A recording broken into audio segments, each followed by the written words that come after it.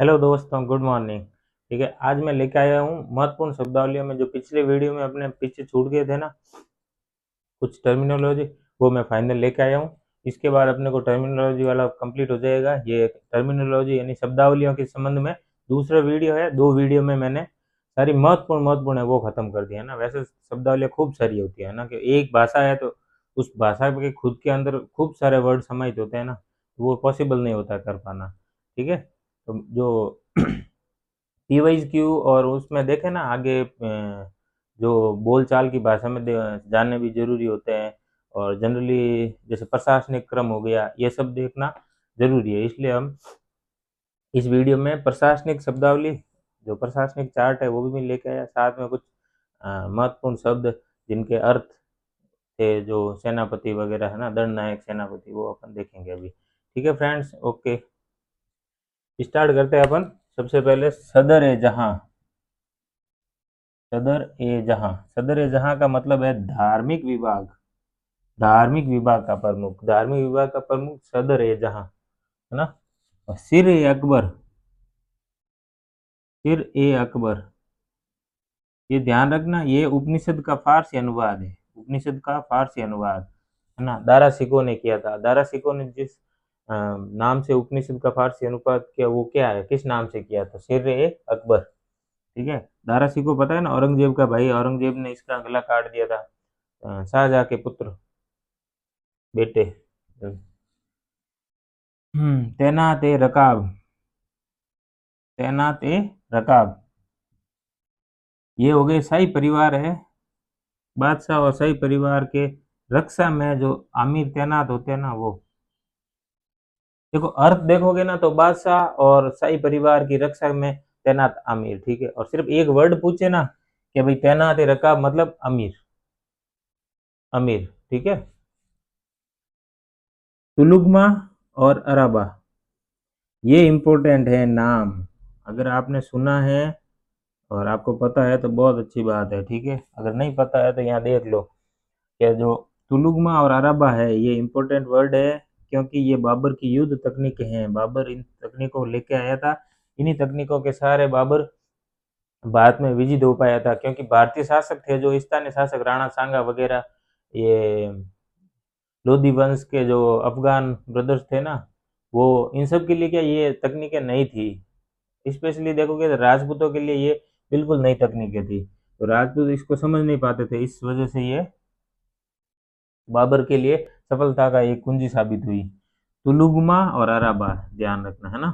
फिर है जब्त। जब्त का मतलब ये भूमाप की प्रणाली है। जो भूमि मापन की प्रणाली होती है ना, इस प्रणाली को बोलते हैं जब्त। और जब्त नाम से वो बोलते हैं ना, जब्त कर दी गई कोई चीज, किसी की संपत्ति जब्त कर ली गई सरकार द्वारा, ये वो, तो उस हिसाब से अर्थ वहां चला जाएगा अपने माइंड में। लेकिन ध्यान रखना कि वो माप की प्रणाली है, भूमाप की एक प्रणाली है जब्त।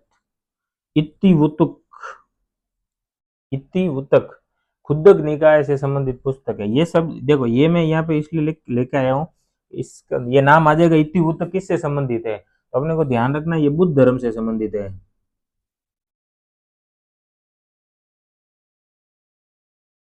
बस इतना ही ध्यान रखना है। ठीक है, खुद्दक निकाय का पुस्तक है ये। वैसे ये ध्यान रखने की जरूरत नहीं, अपने को सिर्फ इतना याद रखना है कि इत्तिवुतक तो बुद्ध धर्म से संबंधित है बस। और अनुगोदर तो ये जैन धर्म से संबंधित है। अनुगोदर जैनों की श्वेतांबर है, इससे संबंध है इसका, सिद्धांत है वैसे वो।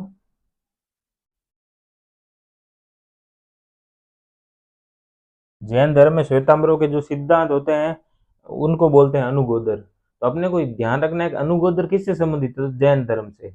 और इति उतक, इति उतक, ठीक है, खुदक, ऐसे खुदक इति उदक, ऐसे ध्यान रख लेना कि ये बुद्ध धर्म से संबंधित है। ठीक है, और दो है ये विजयनगर साम्राज्य की।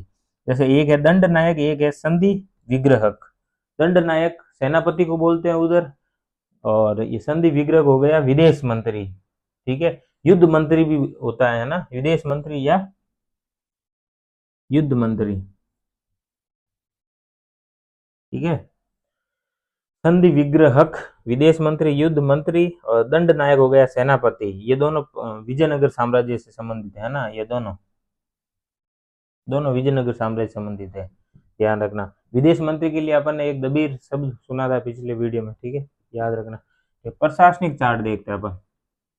प्रशासन के प्रशासन में कौन सबसे ऊपर था, जैसे राज्य पर, राज्य को क्या बोलते हैं, जिले को, गांव को, उसके हिसाब से है ना, गांव प्रमुख। वैसे सबसे पहले देखते हैं मौर्य में। मौर्य में क्या था, सबसे प्रमुख होता था सम्राट, फिर उसका केंद्रीय मंत्री, अमात्य, ठीक है, फिर स्टेट गवर्नर, प्रांतीय गवर्नर, फिर जिलाधिकारी, डिस्ट्रिक्ट।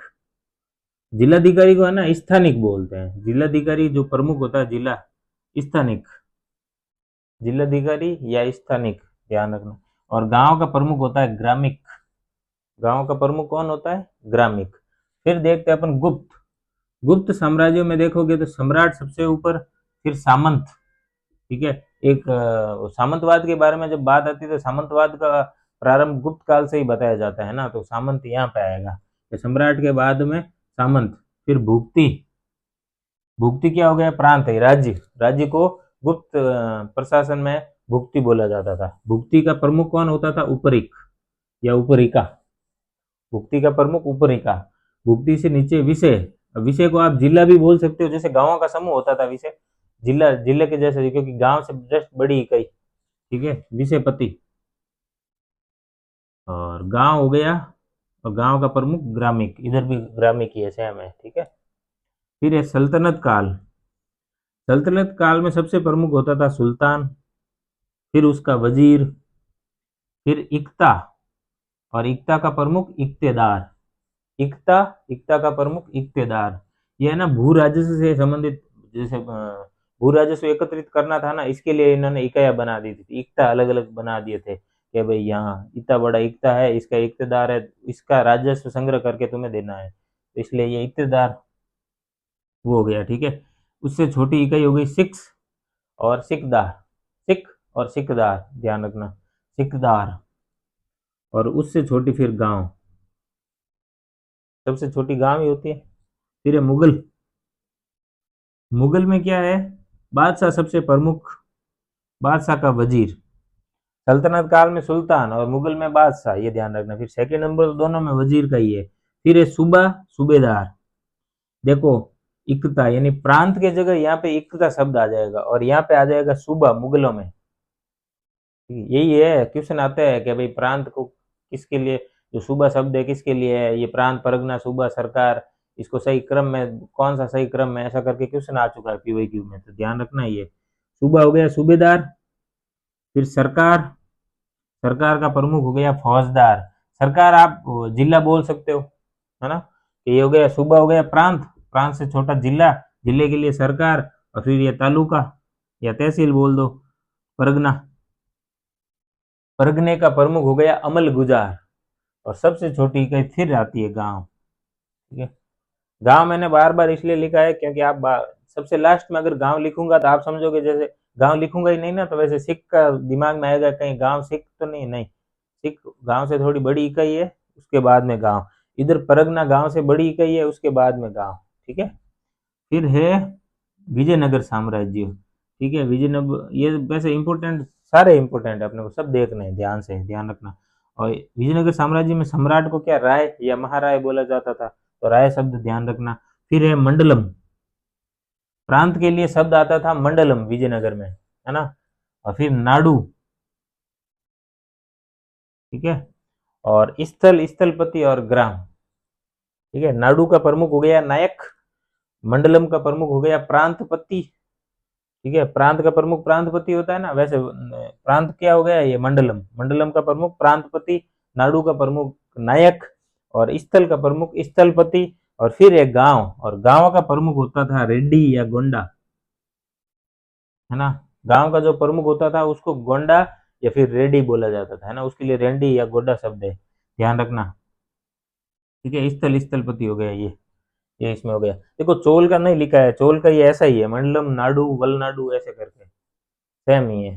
तो मंडलम शब्द उधर भी है प्रांत के लिए, फिर नाडु है उधर भी, तो इसलिए नहीं लिखा, क्योंकि मुख्यतः इन दोनों के बारे में पूछता है, उससे आगे छोटी वाली इकाई के बारे में वैसे नहीं पूछता है। तो ये चोल में यही दी है, मंडलम, नाडु सेम है ना, ठीक है। तो ये अपने जो महत्वपूर्ण शब्दावलियाँ हैं, टर्मिनोलॉजी है, वो आज कंप्लीट हो गई। ठीक है, इसके बाद में मैं लेके आऊँगा स्थापत्य कलाओं से संबंधित, है ना, मंदिर स्थापत्य, वो सब लेके आएंगे, मंदिर, नागर, वेसर और द्रविड़, वो वीडियो नेक्स्ट वाले वीडियो में लेके आता हूँ। Okay friends, thank you. हाँ, एक और बात, लाइक, शेयर और सब्सक्राइब कर लीजिएगा प्लीज़। Thank you.